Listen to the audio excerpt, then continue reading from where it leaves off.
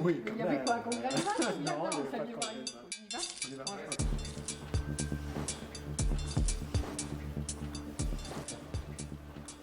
Le sujet qui m'a occupé pendant toutes ces années est très très loin d'être épuisé. C'est un sujet qui commence par la découverte de Heisenberg, c'est une découverte de physique dans les années 25, 1925 bien sûr. Et si vous voulez, ce qu'a découvert Heisenberg, c'est quelque chose de tout à fait extraordinaire. Il a découvert que lorsqu'on fait de la physique avec des systèmes microscopiques, eh bien, on ne peut plus faire des calculs comme on y est habitué, c'est-à-dire faire ce qu'on appelle de l'algèbre commutative. On ne peut plus utiliser la commutativité. Alors la commutativité, ça veut dire si vous écrivez mc2 ou c2 fois m, c'est la même chose. Mais lorsqu'on fait de la physique quantique, on ne peut pas. Et donc, qu'est-ce que ça veut dire? Ça veut dire qu'il est essentiel aussi, autant pour la physique que pour les mathématiques, de comprendre des espaces plus subtils qui sont les espaces non commutatifs. Alors si la géométrie non commutative était seulement une généralisation de la géométrie à des espaces dont les coordonnées ne commutent pas, ce ne serait pas très intéressant.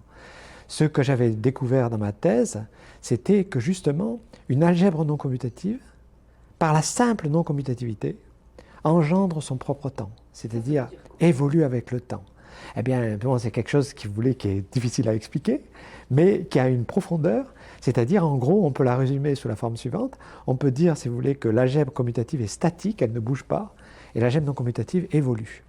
Alors, il faut bien comprendre que quand on parle d'algèbre non commutative, de coordonnées qui ne commutent pas, etc., on pourrait penser, de manière un peu simpliste, si vous voulez, que c'est une abstraction mathématique qui n'a rien à voir avec nos habitudes, etc. En fait, ce n'est pas du tout le cas.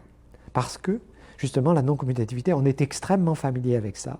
Parce que lorsqu'on écrit avec des lettres, lorsqu'on écrit des mots, des phrases, etc., on doit bien sûr faire attention à l'ordre des lettres. Dans le langage écrit, on ne peut pas permuter les lettres. Si on s'amuse à permuter les lettres, eh bien on obtient ce qu'on appelle une anagramme. Et évidemment, à ce moment-là, on peut avoir deux ensembles de lettres qui sont les mêmes dans le cadre commutatif, mais qui ont des significations totalement différentes dans le cadre non commutatif. L'exemple qui a été l'occasion d'un livre qu'on a écrit récemment avec Jacques Dixmier et mon épouse, c'est, si vous voulez, cet anagramme magnifique qui est dû à Jacques Péry-Salco et qui est justement l'horloge des anges ici-bas, qui a à voir avec le temps. Et l'anagramme de ça, c'est le boson scalaire de Higgs. Donc on voit bien, si vous voulez, que si on regarde seulement la partie commutative, si vous voulez, de ces deux phrases, elles sont les mêmes, mais par contre, elles ne sont pas du tout les mêmes, elles n'ont pas du tout le même sens. Eh bien, le quantique, la grande découverte de Heisenberg, c'est que justement, il faut faire attention. Alors, la manière dont cette géométrie non commutative a évolué, et c'est pour ça qu'elle est très très loin d'être épuisée, c'est que, d'une part, il y a un lien très très fort avec la physique. Bon, alors ça, je l'ai développé dans de nombreux cours avec mes collaborateurs, etc. Donc il y a un lien avec le fait que c'est justement le formalisme de la mécanique quantique qui permet de comprendre comment des variables continues peuvent coexister avec des variables discrètes et comment on peut reformuler la géométrie riemannienne, sous une forme qui est bien plus compatible avec le quantique que ne l'est la relativité générale. Donc ça, c'est tout un domaine qui est encore ouvert, qui est loin d'être épuisé. Il y a eu de gros progrès. Et puis, il y a eu un autre épisode extrêmement exaltant qui s'est produit, c'est que, si vous voulez, cette géométrie non commutative, justement, permet d'encoder des espaces qui, normalement, pour les mathématiciens, apparaissent comme des espaces très, très singuliers. Ce sont des espaces quotients, mais c'est des espaces qu'on rencontre en mathématiques. En fait, très très souvent, les gens ne s'en rendent pas compte parce que dès qu'on prend ce qu'on appelle en mathématiques, ce qu'on appelle une limite inductive, eh bien, on va tomber sur un espace qui est de cette nature, parce qu'il est défini comme un espace quotient. Et l'idée, si vous voulez, l'idée fondamentale, c'est que lorsqu'on prend un quotient qui est difficile à prendre, eh bien, il ne faut pas le regarder comme un ensemble, mais il faut le regarder comme un espace non commutatif, où la non-commutativité vient du fait qu'on va identifier entre eux des points qui sont distincts, et donc on va avoir des flèches, etc. Et c'est ça qui rend la chose non commutative. Alors, il y a eu un épisode tout à fait, qui est loin d'être terminé, bien sûr, c'est qu'en fait, un espace fondamental pour la théorie des nombres, qui est relié au nombre premier, en fait, est relié à un espace non commutatif. Alors, il y a un très très long développement qui s'est fait, qui a correspondu à beaucoup de cours que j'ai fait, etc., mais qui continue à évoluer. Et maintenant, on a trouvé, avec Katia Consani, on a trouvé très très récemment qu'en fait, il y avait un objet de géométrie algébrique très très pur, qui fait intervenir seulement les entiers avec les 3 opérations de inf de 2 nombres, de la somme de 2 nombres et leurs produits, hein, mais qui fait intervenir 2 concepts fondamentaux, le concept de topos qui est dû à Grothendieck, et le concept d'algèbre de caractéristique 1, alors ça c'est encore une autre histoire, eh bien cet objet fait qu'on a exactement le parallèle avec ce qu'avait fait André Weil en géométrie algébrique, justement pour s'occuper d'un problème fondamental en caractéristiques finies. Ce que vous nous dites là semble démontrer que les mathématiques engendrent d'autres mathématiques. Oui, mais ce n'est pas qu'elles engendrent, non. Ce qu'il faut bien comprendre, c'est que j'ai eu cette longue discussion avec Jean-Pierre Changeux, et c'est pas qu'on engendre, non, c'est comme si vous... Non, mais laissez-moi vous expliquer pourquoi c'est pas engendre. C'est exactement comme si on disait que Christophe Colomb avait engendré l'Amérique, tout le monde rigolerait, hein. Bon, ben, le mathématicien, c'est pareil. Le mathématicien, il ne va pas engendrer... non, il va découvrir un nouveau pan des mathématiques, soit parce que, si vous voulez, ces mathématiques viennent de la physique, et bien sûr, je crois que c'est Hadamard qui en a le mieux parlé, si vous voulez, les mathématiques qui viennent de la physique, du fait qu'elles ont à voir avec la réalité extérieure, elles ont un goût particulier, elles ont une force particulière. Mais je veux dire, c'est pas du tout quelque chose qu'on engendre, non. On essaye de comprendre la réalité physique, bien entendu, et on essaye de comprendre la réalité mathématique. C'est quelque chose qui est très, très obscur, très difficile à comprendre, et la manière que l'on a d'essayer de comprendre, c'est d'élaborer, alors là on invente effectivement des concepts. Ces concepts sont très précis. Par exemple, j'ai parlé du concept de topos, qui est dû à Grothendieck. Ce sont des concepts très précis, ce ne sont pas des choses vagues, ce sont des choses très, très précisément définies. Et ce qui est extraordinaire, si vous voulez, c'est que un des rôles souvent méconnus des mathématiques, c'est celui d'engendrer des concepts. Et ces concepts, au départ, vont être des concepts purement mathématiques, mais graduellement, ils vont s'insérer dans le quotidien que nous partageons tous. Et un exemple très frappant, c'est le concept de fonction. Vous savez, le concept de fonction, ce n'est pas quelque chose qui est évident pour le grand public, etc. Mais quand on parle, par exemple, du ralentissement de la croissance du chômage ou de choses comme ça, eh bien, en fait, ça correspond à des propriétés mathématiques très précises définies sur des fonctions. Et donc, on a là un exemple frappant d'un concept qui vient des mathématiques et qui, graduellement, va s'inscrire dans le bagage commun de la civilisation, si vous voulez. Et une des raisons pour laquelle il pourra s'inscrire, c'est que maintenant, on n'a pas seulement l'imprimerie, l'écriture, on a aussi les ordinateurs. Et l'ordinateur ne va pas être seulement capable de transmettre des mots, de transmettre des chiffres, il va être capable justement de transmettre des fonctions. C'est-à-dire qu'on va pouvoir voir sur son écran d'ordinateur le graphe d'une certaine fonction, etc. Et on va pouvoir comprendre qualitativement les propriétés de ces fonctions et la pertinence des concepts mathématiques. Il y a toujours un équilibre, et justement mon équilibre, si vous voulez, on peut avancer que si on marche sur 2 pieds. Mon équilibre, c'est entre d'un côté la physique, bien entendu, que j'abandonne jamais, parce qu'il y a cette essence de la physique quantique, justement, qui, comme je le disais, si vous voulez, permet cette coexistence du continu et du discret, qui est magnifique. Et d'un autre côté, il y a la géométrie algébrique, la théorie des nombres, etc. Je parlais par exemple des topos. Grothendieck a écrit sur les topos que justement c'était le lit à 2 places qui permet les épousailles entre le discret et le continu. Donc bien que ce soit une approche très différente, c'est pas totalement disjoint. Donc il y a cet équilibre entre les deux. Et la physique bien sûr se heurte à l'expérimentation. Les mathématiques se heurtent aussi d'une certaine manière à une expérimentation. J'utilise énormément l'ordinateur, j'utilise énormément de vérifications sur ordinateur, même pour des choses qui paraîtraient impossibles à regarder sur l'ordinateur. Et là, on se heurte à une vraie réalité. On se heurte à quelque chose qu'on ne peut pas modifier. Hein. Je veux dire, on veut savoir si quelque chose est vrai ou pas. On fait des tests, on regarde et tout ça. Et c'est un peu comme un physicien qui va faire des expériences et regarder si son idée est correcte ou s'il faut la corriger. Donc il y a ces deux pans de mon travail, si vous voulez. Et il n'y a pas un pan qui a pris le pas sur l'autre. Ils sont toujours restés très équilibrés, en fait. Mais certains disent quand même que votre géométrie non commutative, elle est un pont entre la mécanique quantique, bien sûr, et la physique classique. Oui. Non, si vous voulez, ce qu'il y a, c'est pas vraiment un pont entre la mécanique quantique et la physique classique. Non, le pont entre la mécanique quantique et la physique classique, c'est ce qu'on appelle la déquantification. C'est toute une histoire. Ça relie à la caractéristique 1 dont je parlais tout à l'heure, mais c'est autre chose.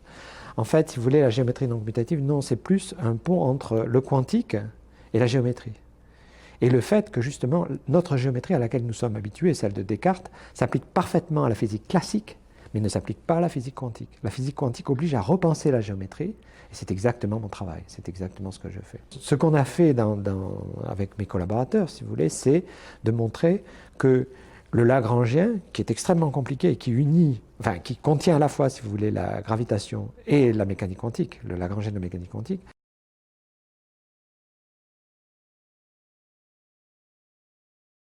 qu'en fait, ce Lagrangien se comprenait de manière incroyablement simple et conceptuelle lorsqu'on a les outils de la géométrie non commutative.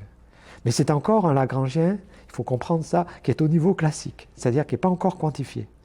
Alors, on sait qu'on est sur la bonne voie parce que ce Lagrangien qui a l'air incroyablement compliqué, il prend 4 heures pour le mettre en formule. Hein. Un Lagrangien, on peut résumer ça comme une formule? Un Lagrangien, c'est une formule, mais en gros, si vous voulez, pour vous expliquer ce que c'est qu'un Lagrangien, il faut comprendre le principe d'action le plus simple, qui est ce qu'on appelle le principe de Fermat, et je peux vous l'expliquer en 3 mots.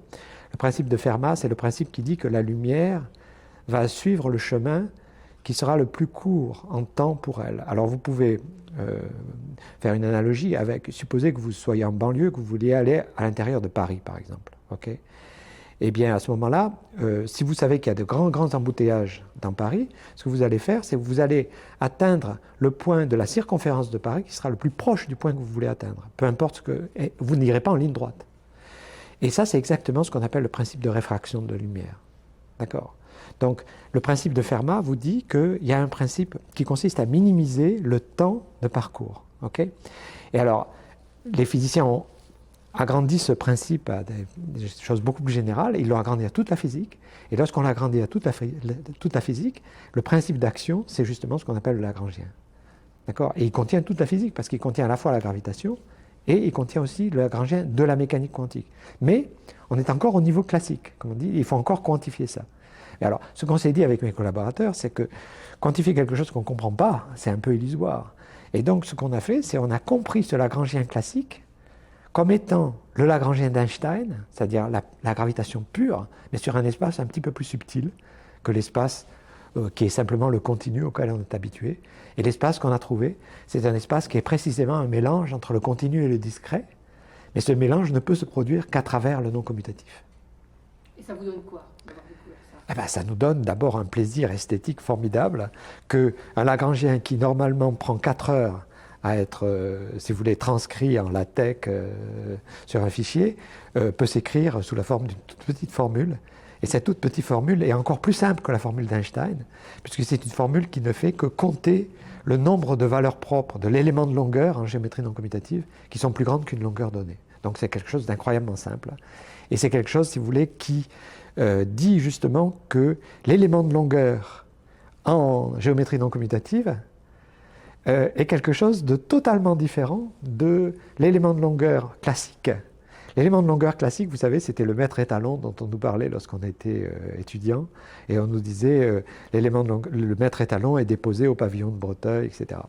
Et il y avait toute une histoire qui expliquait la création de ce mètre étalon avec de l'ambre et Méchain qui avaient été envoyés, les arpenteurs qui avaient été envoyés entre Dunkerque et Barcelone pour mesurer, etc. Et alors il s'est produit justement dans les années 1920 un épisode extraordinaire qui est exactement le même au niveau de la physique que le changement de paradigme que nous proposons pour la géométrie non commutative. Cet épisode, c'est le suivant. Il y avait un congrès, pas d'arpenteurs, mais du système métrique. Donc les gens étaient réunis, et parmi eux, il y en a un qui a levé le doigt pendant la réunion, et il a dit « Je suis désolé de vous apprendre une mauvaise nouvelle, mais l'unité de longueur change de longueur. » Le mètre n'est pas le mètre. Le mètre change de longueur. Alors c'est très très embêtant, si vous voulez, lorsque on a une unité de longueur qui change de longueur. Alors les autres lui ont demandé, bon ben d'accord, c'est très bien, mais comment est-ce que vous savez ça? Il dit, ben écoutez, j'ai pris le mètre étalon, qui est au pavillon de Breteuil, etc., et je l'ai mesuré par rapport à la longueur d'onde du krypton. Et je me suis aperçu qu'il changeait de longueur. Bon, alors catastrophe, etc., on ne peut pas prendre un élément de longueur qui change de longueur. Et alors graduellement, les physiciens ont réfléchi, etc., et ils ont compris qu'en fait, il fallait prendre comme unité de longueur ce qui avait permis de voir que l'ancienne unité de longueur avait changé. Donc ils ont pris une unité de longueur qui est spectrale. Ensuite, ils ont remplacé le krypton par le césium. Et il est bien évident que si l'on veut unifier le système métrique, mettons, dans la galaxie, il faudra donner quelque chose de convaincant. Si on dit aux gens, si vous voulez mesurer votre lit, il faut que vous veniez au pavillon de Breteuil, etc., bon, ça ne sera pas très convaincant. Si par contre on leur dit, eh bien, écoutez, vous prenez l'hydrogène, vous prenez le spectre de l'hydrogène, il y a une certaine raie spectrale qui a une certaine forme, et vous prenez sa longueur d'onde comme unité de longueur, c'est formidable. Eh bien, le changement qui permet de passer de la géométrie classique à la géométrie non commutative est exactement le même. C'est-à-dire qu'en géométrie non commutative, l'élément de longueur est spectral. Il est donné par l'inverse de ce qu'on appelle l'opérateur de Dirac, et il est donné par ce que les physiciens appellent le propagateur des fermions, c'est-à-dire quelque chose qu'ils écrivent toujours comme un infinitésimal.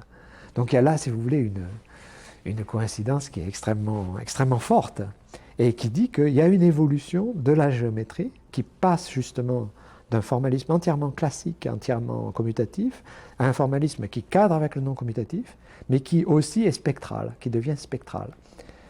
Pourquoi dites-vous que vous n'en avez pas fini justement avec cette géométrie non commutative ? On n'en a pas fini, mais non, on en est au tout début, si vous voulez. On en est au tout début d'abord parce que, bon, effectivement, il faudrait passer au niveau quantique pour la géométrie de l'espace-temps, c'est-à-dire quantifier ce Lagrangien dont je parlais, mais aussi dans la compréhension, par exemple, de la géométrie qui sous-tend les nombres premiers, on est encore bien loin du compte. On a trouvé récemment donc l'objet qu'on cherchait depuis une quinzaine d'années, c'est ce que je disais, c'est un objet de géométrie algébrique, mais qui utilise des notions très sophistiquées, puisqu'il utilise à la fois les topos et la caractéristique 1.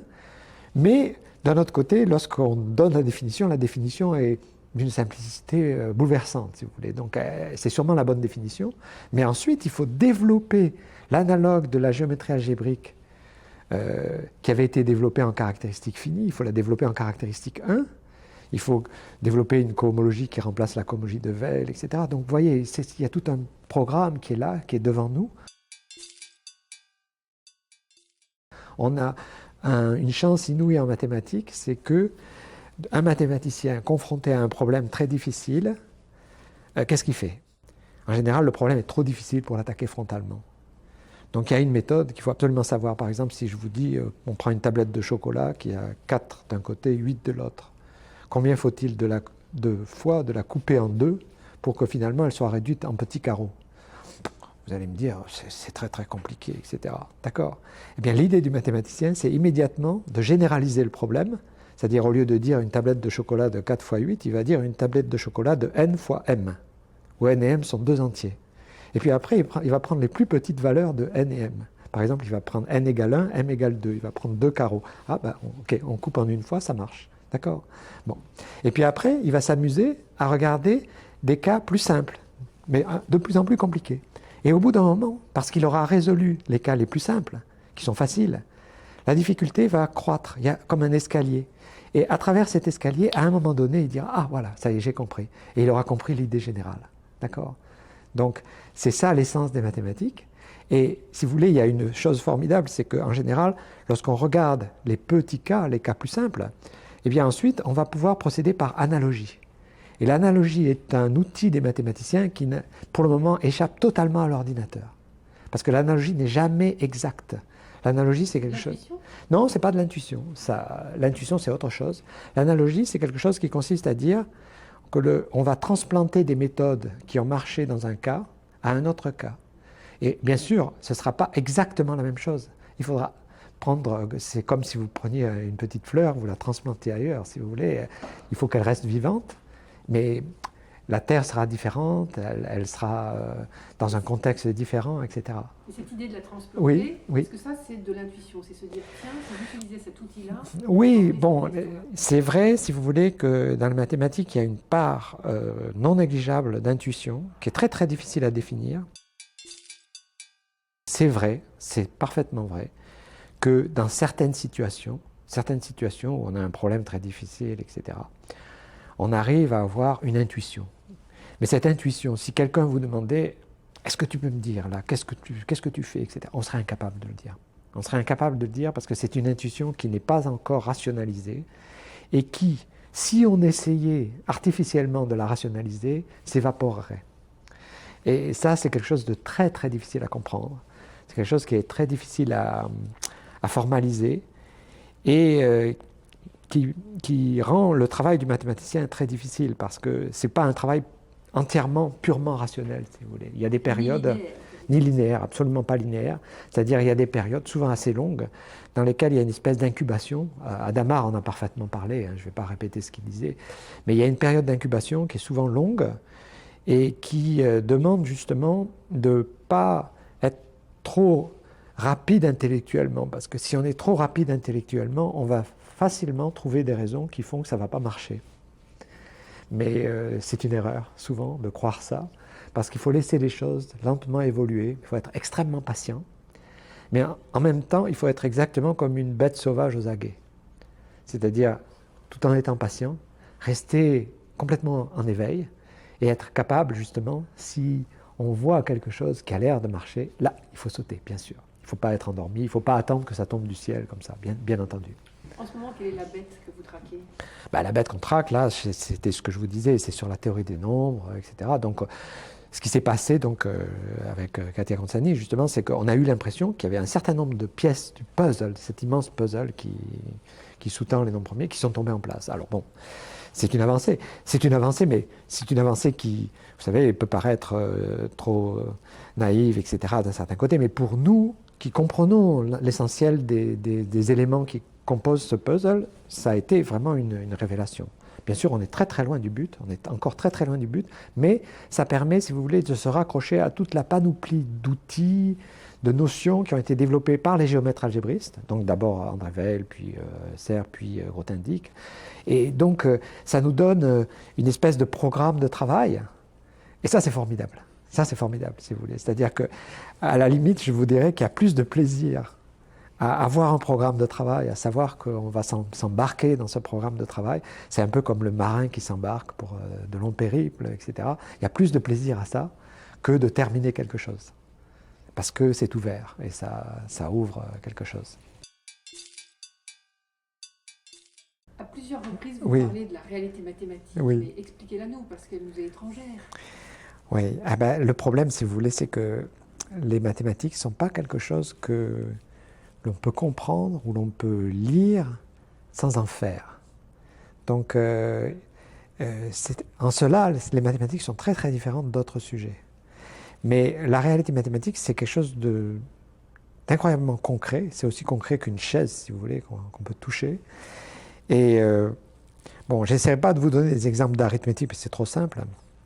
Mais par exemple, prenons la géométrie, si vous voulez. Si vous prenez la géométrie euclidienne ordinaire, je peux vous donner un énoncé, et puis vous pouvez après chercher à comprendre, chercher à voir si c'est vrai ou pas. Et je vous donne un exemple. Un exemple, c'est ce qu'on appelle le théorème de Morley. C'est un magnifique théorème. C'est un théorème qui vous dit que de tout triangle émerge un triangle équilatère. Alors comment il émerge? Il émerge de la manière suivante. Vous prenez le triangle, et vous prenez chaque angle du triangle, vous le coupez en trois parties égales. D'accord? Alors vous obtenez comme ça des droites. Vous intersectez ces droites, ça va vous donner 3 points. Eh bien, ces points sont les 3 sommets d'un triangle équilatère, quel que soit le triangle dont vous parlez. Donc c'est incroyable, c'est incroyable. Alors vous pouvez me dire, mais non, c'est pas vrai. Et moi, je vais vous donner la démonstration que c'est vrai. Et on touche la réalité mathématique. Alors, en fait, on la touche aussi de manière extrêmement concrète avec les ordinateurs. C'est-à-dire que, bon, on peut se poser la question, à partir de quel moment on se convainc qu'une chose est vraie? Eh bien, on se convainc d'une chose est vraie de 2 manières différentes. Il y a une manière expérimentale, c'est exactement comme en physique. C'est-à-dire que, bon, il peut y avoir un énoncé, je ne sais pas, sur des formes modulaires, etc. Mais l'ordinateur est tellement puissant, tellement fort, si vous voulez, qu'il est capable justement de calculer des exemples. Et si on vérifie sur suffisamment d'exemples que ça marche, on est convaincu que c'est vrai. Ce n'est pas du tout la même chose que de trouver une démonstration.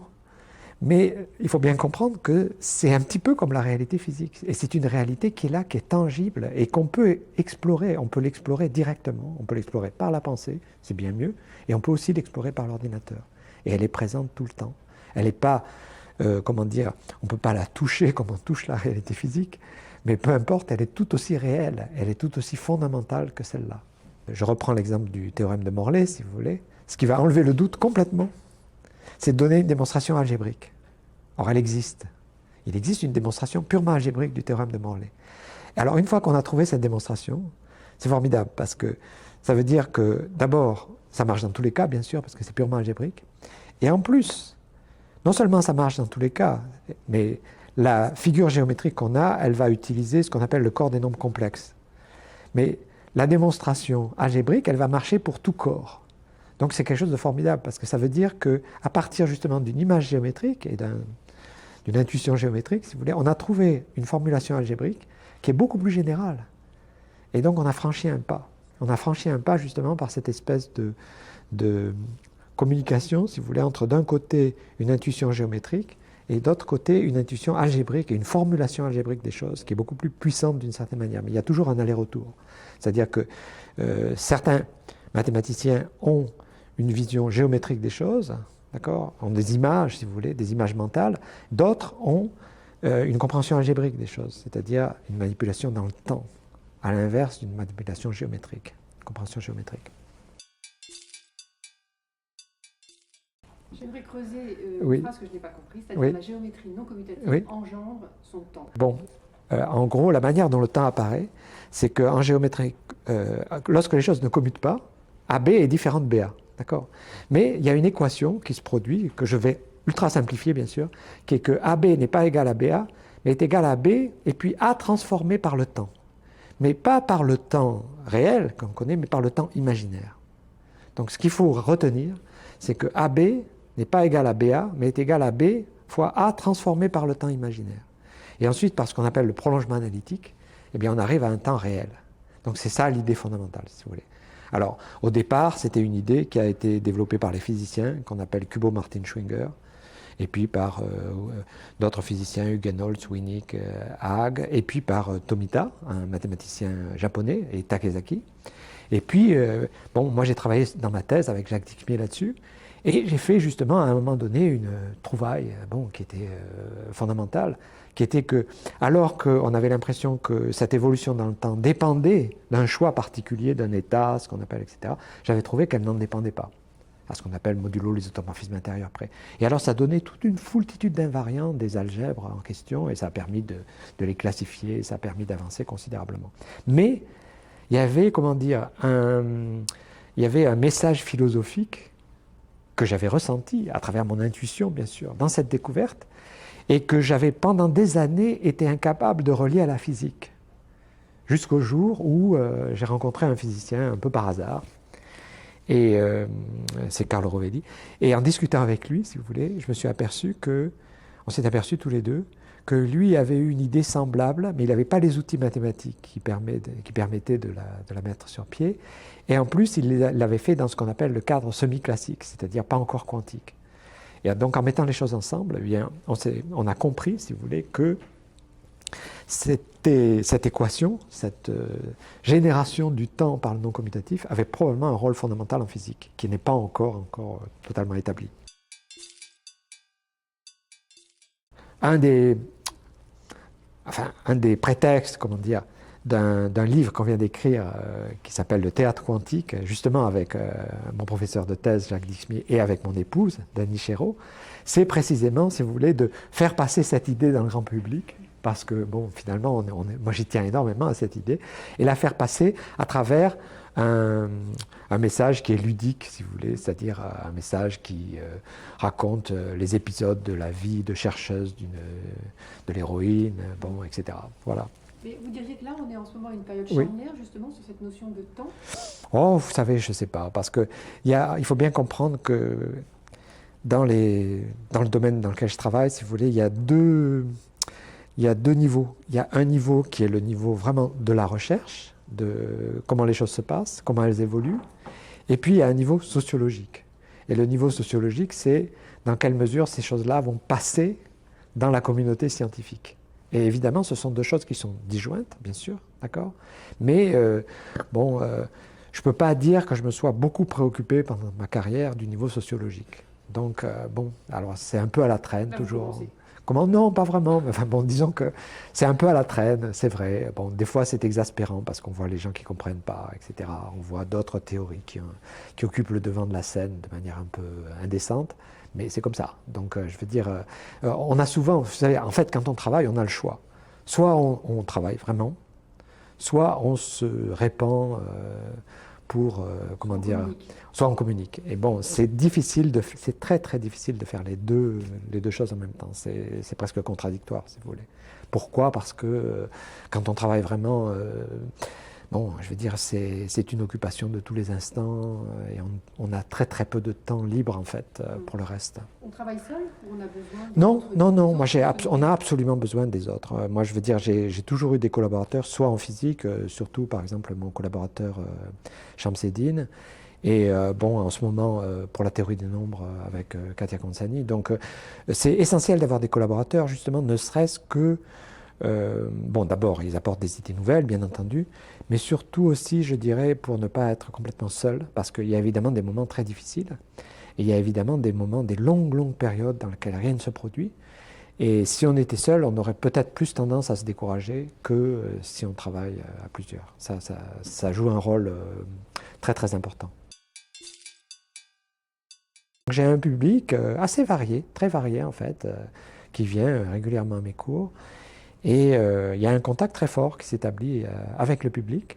Donc c'est vraiment vous, la recherche en train de se faire. Ah oui, et je dois dire que, comment dire, le leitmotiv du collège, si vous voulez, qui fait son originalité, ça crée justement, pendant les mois qui sont les mois de cours du collège, une période extraordinaire. Une période extraordinaire, pourquoi? Parce que les bonnes années, hein, ça n'arrive pas tout le temps, les bonnes années, en gros, 2 semaines avant le cours, je sais de quoi je vais parler, en gros, hein, j'ai le sujet, d'accord, mais j'ai absolument pas les détails. Et en gros, ce que je fais, c'est que je m'arrange pour avoir 2 semaines d'avance, c'est-à-dire que je sais en gros ce que je vais faire dans le cours suivant, et puis je travaille sur le cours d'après. Donc je cherche sur le cours d'après. Et c'est une période de recherche absolument d'une intensité incroyable. Pourquoi? Parce qu'on sous-estime souvent le fait qu'en mathématiques, si vous voulez comprendre les choses, on peut avoir l'impression d'avoir compris, mais il y a toujours un bénéfice extraordinaire à aller dans le moindre détail et comment dire, à exhiber toutes les facettes d'une notion, etc. Parce que à être perfectionniste, parce que ça va engendrer des choses. Et je m'en suis encore aperçu du cours de cette année, parce que c'est justement à travers toute l'élaboration du cours, etc., que l'objet de géométrie algébrique est apparu. Donc, ce que je veux dire, c'est que c'est une période très intense, très dure, parce que c'est physiquement, par exemple, il m'arrive souvent d'avoir des manifestations physiques, si vous voulez, de la tension pendant la période du cours, au moment du début, etc. Mais c'est une période extrêmement productive, parce que c'est la période où je travaille le plus, enfin, etc. Mais c'est concentré. On ne pourrait pas faire ça tout le temps, évidemment. Je veux dire, si on faisait ça tout le temps, on serait complètement lessivé, raplapla, etc. C'est là le secret alors de votre foisonnement. Oui, absolument, parce que si vous voulez, souvent je me suis posé la question, je me suis dit, bon, peut-être si j'étais resté au CNRS, etc. Mais ça dépend bien sûr, chaque mathématicien est un cas particulier, si vous voulez, donc il faut trouver l'équation qui va lui permettre de marcher. Mais finalement, dans mon cas en particulier, la motivation qu'il y a au collège, qui consiste à dire que chaque cours doit être un cours sur quelque chose d'original, qui est en train de se faire, à la limite qui n'est pas publié, hein, mais qui est vraiment en train de se faire. Mais cette motivation, je la trouve formidable. Je la trouve formidable. Bon, il y a des années, effectivement, où c'est beaucoup plus difficile, beaucoup plus embêtant, mais c'est une, comment dire, c'est très très bien dosé. C'est-à-dire que si vous voulez, c'est pas comme si j'avais 6 mois de cours, ce serait trop, mais cette période de cours qui dure entre 2 et 3 mois, si vous voulez, c'est parfait parce que c'est très bien dosé et ça oblige à une certaine discipline, ça oblige justement à rester tout le temps un peu inquiet, un peu sur le fil. Et jamais se dire, bon, bah, ok, maintenant je suis vieux, etc. On ne peut pas, je veux dire, on ne peut pas parce que, bon, bien sûr, il faudra que je m'arrête à un moment donné, mais on ne peut absolument pas faire ça parce que si on fait ça, justement, bah, je veux dire, on ne sera pas capable de faire le coup. Le doute, vous savez, dans le livre donc, avec Danny Chéreau et Jacques Dixmier, commence par cette exposition à Venise qui s'appelle l'Éloge du doute. Donc le doute est présent tout le temps. Le doute est présent à 4 heures du matin lorsqu'on se réveille la nuit et qu'on se dit est-ce que j'aurais pas fait une erreur là, etc. et qu'on commence à vérifier. Donc le doute est présent tout le temps. Mais je rajouterais quand même que de temps en temps, ça arrive rarement, mais ça arrive heureusement, il y a des moments où le doute s'évapore. Et justement, j'ai douté pendant des années et des années que l'espace que j'avais trouvé en 96 pour les nombres premiers était le bon. Et ce qu'on a trouvé récemment, donc avec Katia Consani, lève ce doute. C'est sûrement le bon espace. Donc c'est merveilleux que de temps en temps, il y ait, si vous voulez, un moyen comme ça de lever le doute. Alors bien sûr, on peut dire, bon, ben, tu as levé le doute pour toi, mais lève-le pour les autres. Alors comme le but de tout ce développement, si vous voulez, est très très difficile, bien sûr, ce ne sera pas immédiat. Mais pour nous, c'est très très important de lever le doute, même ponctuellement, si vous voulez, comme ça, sur une notion aussi importante.